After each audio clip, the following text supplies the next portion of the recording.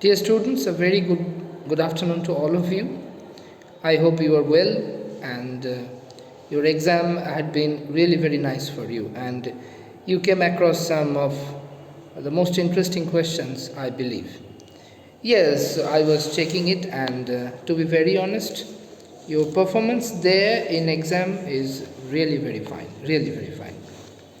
So we were reading Mysterious Visitor 1, an eccentric scientist who discovered the way to get transparent, and by becoming transparent uh, he actually disappeared.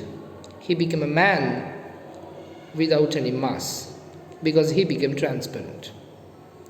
So that kind of eccentric scientist was living in an inn far away from the hubbub of the city, because you know that if you have become intransparent, and to be very honest, if you have successfully vanished yourself, then living in close contact with human beings and all other public who are generally very much curious about all those things which is inexplicable for them, it is very tough. So he chose to live somewhere away from the hubbub of the city.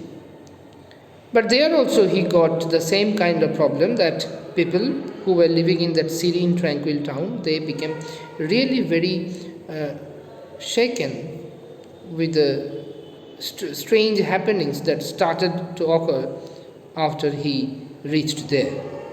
So they peeped into his room and they got some scary, uncanny paranormal activities there. So many things happened, and at last they decided to arrest this scientist who was seemingly invisible, or who used to keep himself wrapped up under heavy clothes all the time, especially when he was visible to the others. They decided to arrest him, and because they thought him to be behind all the burglaries, sporadic burglaries that were happening in a seemingly tranquil town named Epping. So there was a tussle was going on. People were trying to get away from the coach and horses, and those people who were outside, they were trying to get into the coach and horses.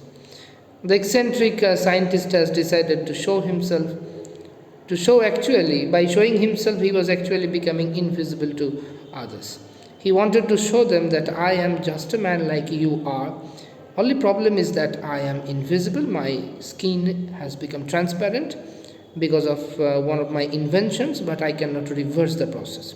So in order to make them believe, after trying lot to calm them down, when he found it futile, then he decided to show them actually what he really was.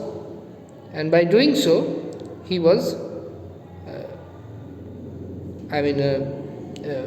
stripping off one by one clothes, and the part which he was stripping off, that part was becoming really very dark, invisible, and people were awestruck by the presence of a man without a head, because already he had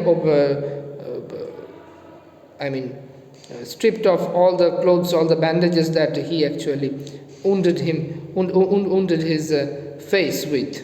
He had completely removed them. So now all the people could see that a man, from neck to feet, there was a man, because there was garments. As the garment suggests, there is something inside it, some mass is there inside it, but from neck to head, that part was completely invisible. So people became really very scared. To be very honest, it is really very scary, and everything was going chaotic inside Coach and Horses. So now we will see how and what happens after that. Let's see. Now then what happens? Who went there? Mr. Hall. Mr. Hall was there. In the last chapter we have seen that Mr. Hall, accompanied by Bobby Jeffers, the town policeman, and Wages, the blacksmith, they were heading towards his room where he used to stay in order to arrest him. So once they walked in, they saw that everything was at sixes and sevens, topsy-turvy. Things went berserk. Okay, and people also, they were desperately trying to get away from that coach and horses. So, and once they reached there by the candlelight, they could see the mysterious visitor without head, chewing some bread. Okay, and those bread was vanished into some dark hole which they cannot perceive. Nice thing it is. I wish I could do such thing with me. Very nice. So they thought, my God, this is a devil. Okay, what is it? So the mysterious man also asked that what is going on there, and some blank spaces they heard the sound, and it was told that you mysterious visitor, you invisible man, you are a bad man. Because of you we had to tolerate so many things here, and after your arrival so many things are happening in this town that had never happened. So we are taking you in for all these charges. The visitor also, once they proceeded to arrest him, he went back and he said that it is completely impossible because I had done nothing. And once the mysterious visitor actually tried to warn them not to come towards him, they took a knife, especially Mr. Hall lifted a sharp knife from the table and the visitor pulled off his left glove, throwing it into Jaffar's face. Jaffar was holding him by an arm without a hand. See, once he removed the gloves, his hands became invisible, and Jaffar could see that he was holding someone without an arm, but he could feel it, could not see it. And right then he was kicked by the mysterious visitor in his leg. He wailed Mago like that, and then he fell down. And after that, Jaffar was making shout.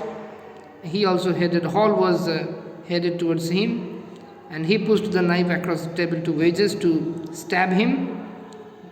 Like, get his feet, Jaffar's between his teeth, he said, while he was wailing on the floor. He told them, get his feet, means you block his feet. Okay, that was the only thing they could see because already hands became invisible. So they were telling that you get his feet.